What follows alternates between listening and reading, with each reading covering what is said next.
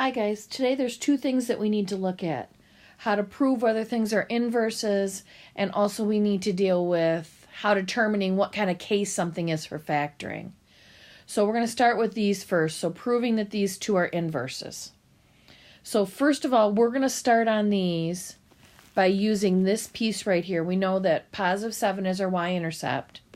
So if that's the y-intercept, that means the point 0.07 has to be on that line. If the inverse over here is x minus 7 on this one, then that means for this part, the y-intercept on this one is going to be 0, negative 7.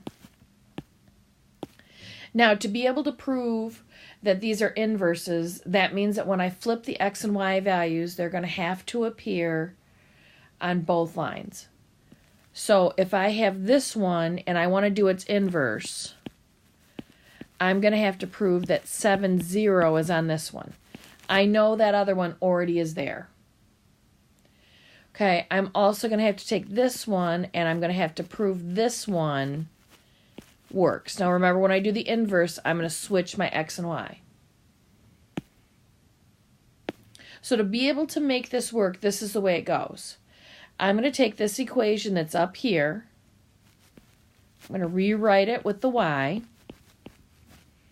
And then I'm going to start to plug in these values. Negative 7 is x, so that's going to go here. And 0 is y.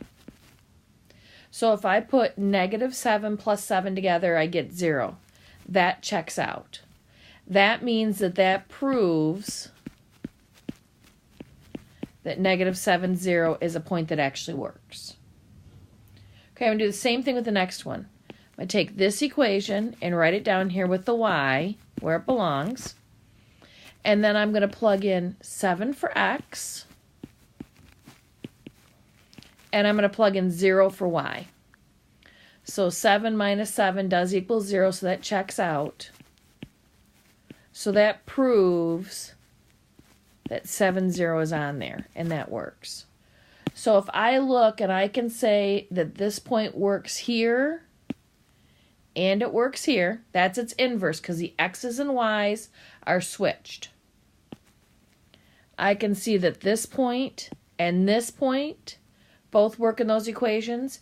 They're inverses because the x's and y's are switched. So this would prove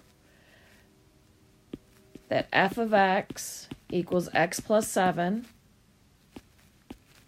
and the inverse, which is x minus 7, that proves that they're both inverses. So that's part of what you're going to do.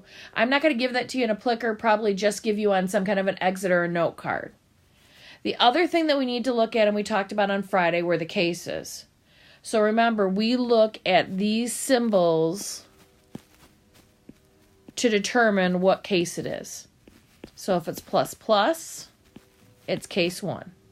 Now remember, you're looking at the actual order of these that happen. Okay, and remember, has to be in standard form for this to work. Okay, so this one is going to be minus and then plus. That's case 2. Plus and then minus. Remember, order matters. Plus first and then minus. That's case 3. And then 2 minuses, which is going to be case 4. Now tomorrow, I'm just looking for, can you go through and tell what case it is? I know we can factor, and we're going to work on that more tomorrow, but that's what's on deck for tomorrow.